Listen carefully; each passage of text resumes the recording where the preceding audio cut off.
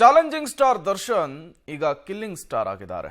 ಕೊಲೆ ಕೇಸ್ನಲ್ಲಿ ಬಳ್ಳಾರಿಯ ಸೆಂಟ್ರಲ್ ಜೈಲಿನಲ್ಲಿದ್ದಾರೆ. ರೇಣುಕಾಸ್ವಾಮಿ ಹತ್ಯೆಯ ವಿಚಾರಕ್ಕೆ ಸಂಬಂಧಪಟ್ಟಂತೆ 17 ಜನ ಆರೋಪಿಗಳ ನ್ಯಾಯಾಂಗ ಬಂಧನದ ಅವಧಿ ಇವತ್ತು ಮುಕ್ತಾಯವಾಗುತ್ತೆ. ಯಥಾ ರೀತಿಯಲ್ಲಿ ಇವತ್ತು ಕೂಡ ನ್ಯಾಯಾಧೀಶರ ಮುಂದೆ ಹಾಜರುಪಡಿಸಲಾಗುತ್ತೆ. ಮತ್ತೊಂದು ಕಡೆ ದರ್ಶನ್ ಸೇರಿ ಹಲವರು ಜಾಮೀನನ್ನು ಹಾಕಲಿಕ್ಕೂ ಕೂಡ ಸಿದ್ಧತೆಯನ್ನು ಮಾಡಿಕೊಂಡಿದ್ದಾರೆ. ಹೇಗಿದೆ ಸಿದ್ಧತೆ, ಏನೆಲ್ಲ ಬೆಳವಣಿಗೆಗಳಾಗ್ತಾ ಇದೆ, ಅದರ ಕಂಪ್ಲೀಟ್ ರಿಪೋರ್ಟ್ ನಿಮ್ಮ ಮುಂದೆ.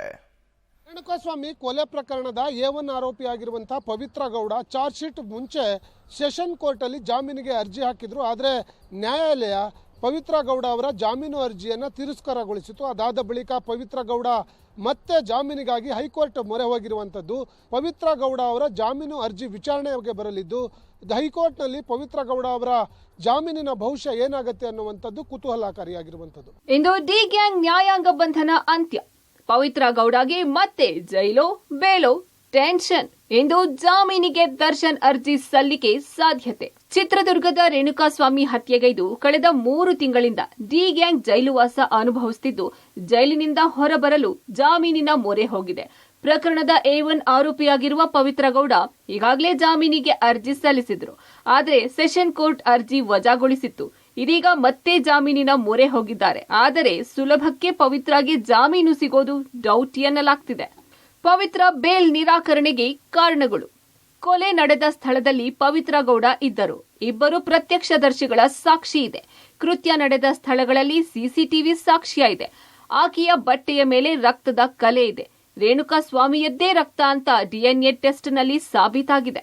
ಈತ A2 ದರ್ಶನ್ ಬಂಧನವಾದ ದಿನದಿಂದ ಇಲ್ಲಿಯ ತನಕ ಜಾಮೀನಿಗೆ ಅರ್ಜಿ ಸಲ್ಲಿಸಿಲ್ಲ. ಚಾರ್ಜ್ ಶೀಟ್ಗಾಗಿ ಕಾಯ್ತಾ ಇದ್ರು. ಈಗ ಪ್ರಕರಣದ ಚಾರ್ಜ್ ಶೀಟ್ ಸಲ್ಲಿಕೆ ಆಗಿದೆ. ನ್ಯಾಯಾಂಗ ಬಂಧನ ಅವಧಿ ಇವತ್ತಿಗೆ ಮುಕ್ತಾಯವಾಗಿದ್ದು ಬುಧವಾರದ ಒಳಗೆ ದರ್ಶನ್ ಜಾಮೀನಿಗೆ ಅರ್ಜಿ ಸಲ್ಲಿಸಲಿದ್ದಾರೆ ಎನ್ನಲಾಗ್ತಿದೆ. ಈ ಸಂಬಂಧ ಬಳ್ಳಾರಿ ಜೈಲಿನಲ್ಲಿ ಪತ್ನಿ ಹಾಗೂ ಸಹೋದರ ದಿನಕರ್ ಜೊತೆ ಚರ್ಚೆ ಮಾಡಿ ವಕಾಲತ್ತಿಗೆ ಸಹಿ ಹಾಕಿದ್ದಾರೆ. ಹೀಗಾಗಿ ಚಾರ್ಜ್ ಶೀಟ್ ಪ್ರತಿ ತಲುಪಿದ ಬಳಿಕ ದರ್ಶನ್ ಪರ ವಕೀಲರು ACMM ಕೋರ್ಟ್ಗೆ ಜಾಮೀನು ಕೋರಿ ಅರ್ಜಿ ಸಲ್ಲಿಕೆ ಮಾಡುವ ಸಾಧ್ಯತೆ ಇದೆ. ಇನ್ನು ದರ್ಶನ್, ಪವಿತ್ರ ಗೌಡ ಅಲ್ಲದೆ ಡಿ ಗ್ಯಾಂಗ್ನ ಉಳಿದ ಸದಸ್ಯರು ಸಹ ಜೈಲಿನಿಂದ ಹೊರಬರುವ ಪ್ರಯತ್ನ ಬಿಟ್ಟಿಲ್ಲ. A7 ಅನುಕುಮಾರ್ ಬೇಲ್ಗೆ ಅರ್ಜಿ ಸಲ್ಲಿಸಿದ್ದು ಹೈಕೋರ್ಟ್ನಲ್ಲಿ ಇಂದು ವಿಚಾರಣೆಗೆ ಬರಲಿದೆ. ಆಗಸ್ಟ್ 31ರಂದು ಸಿಟಿ ಸಿವಿಲ್ ಕೋರ್ಟ್ನಲ್ಲಿ ಜಾಮೀನು ಅರ್ಜಿ ವಜಾ ಬಳಿಕ ಹೈಕೋರ್ಟ್ನಲ್ಲಿ ಅರ್ಜಿ ಸಲ್ಲಿಸಿದ್ದಾನೆ. ಒಟ್ನಲ್ಲಿ ಚಾರ್ಜ್ ಶೀಟ್ ಸಲ್ಲಿಕೆ ಬಳಿಕ ಡಿ ಗ್ಯಾಂಗ್ ಜಾಮೀನಿನ ಜಪ್ಪದಲ್ಲಿದೆ. ಪವಿತ್ರ ಗೌಡ, ದರ್ಶನ್ ಸೇರಿ ಡೆವಿಲ್ ಗ್ಯಾಂಗ್ಗೆ ಜಾಮೀನು ಸಿಗುತ್ತಾ ಇಲ್ಲ ಜೈಲೇ ಗಟ್ಟಿಯಾಗುತ್ತಾ ಕುತೂಹಲ ಮೂಡಿಸಿದೆ. ರೇಣುಕಾಸ್ವಾಮಿ ಕೊಲೆ ಪ್ರಕರಣದ A1 ಆರೋಪಿಯಾಗಿರುವಂತಹ Pavithra Gowda charge sheet ಮುಂಚೆ ಸೆಷನ್ ಕೋರ್ಟಲ್ಲಿ ಜಾಮೀನಿಗೆ ಅರ್ಜಿ ಹಾಕಿದ್ರು. ಆದರೆ ನ್ಯಾಯಾಲಯ ಪವಿತ್ರ ಗೌಡ ಅವರ ಜಾಮೀನು ಅರ್ಜಿಯನ್ನು ತಿರಸ್ಕಾರಗೊಳಿಸಿತು. ಅದಾದ ಬಳಿಕ ಪವಿತ್ರ ಗೌಡ ಮತ್ತೆ ಜಾಮೀನಿಗಾಗಿ ಹೈಕೋರ್ಟ್ ಮೊರೆ ಹೋಗಿರುವಂಥದ್ದು. ಹೈಕೋರ್ಟ್ನಲ್ಲಿ ಪವಿತ್ರ ಗೌಡ ಅವರ ಜಾಮೀನಿನ ಭವಿಷ್ಯ ಏನಾಗುತ್ತೆ ಅನ್ನುವಂಥದ್ದು ಕುತೂಹಲಕಾರಿಯಾಗಿರುವಂಥದ್ದು.